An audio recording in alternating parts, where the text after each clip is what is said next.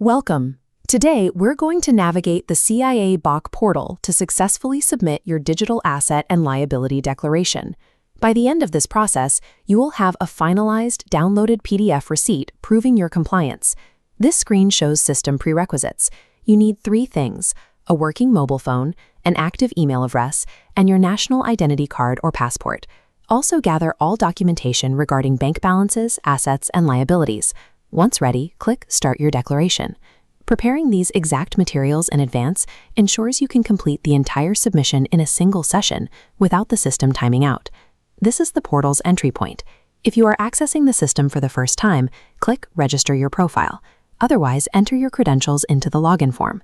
This is your main dashboard. To initiate a brand new form, select the Start Your Declaration tile. Step 1 is setting up your official details.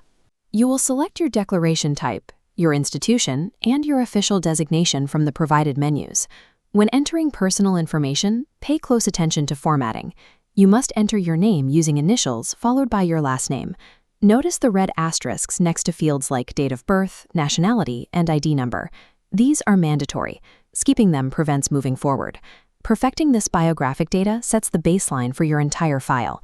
It prevents automated rejection when CIABOC conducts its internal verification. The law requires you to include covered persons in your declaration. This specific term includes your spouse, dependent children of any age, and any person sharing your household in cohabitation for at least 6 months prior to this declaration. This screen asks if you have covered persons to declare. Select Yes from the drop-down menu, then click the green Add Another Covered Person button. This pop-up modal allows you to manually enter their identity and contact details. You will start by defining their relationship to the declarant. Listing these individuals is a strict legal requirement. It provides the regulatory authorities with an accurate picture of your total household financial health. This is the core financial reporting section. Here, you will record your monetary assets, physical property, expenses, and liabilities.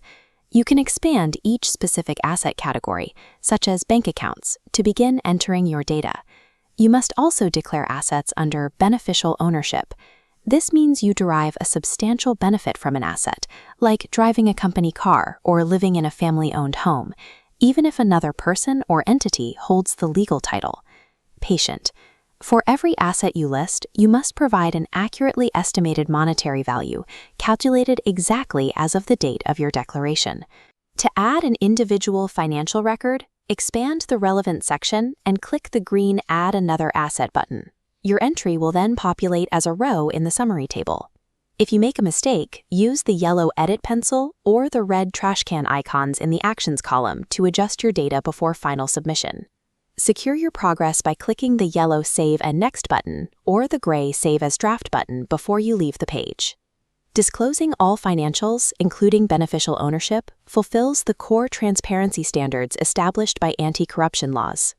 Now that the data entry is complete, take a moment to review all of your entered summaries to ensure total accuracy.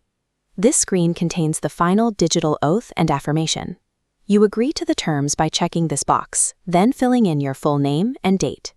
Once verified, commit your declaration to the system by clicking the yellow Confirm and Submit button.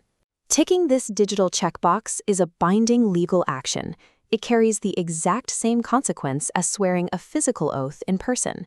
The system will confirm receipt of your form by displaying this large green checkmark alongside the Declaration Successfully Submitted header.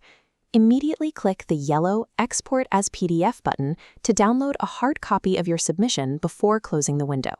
If you discover an error later, the system provides a safety net, a strict 15-day window where you can make amendments to standard declarations. Exporting and safely storing this PDF document serves as your definitive proof of compliance, safeguarding you against any future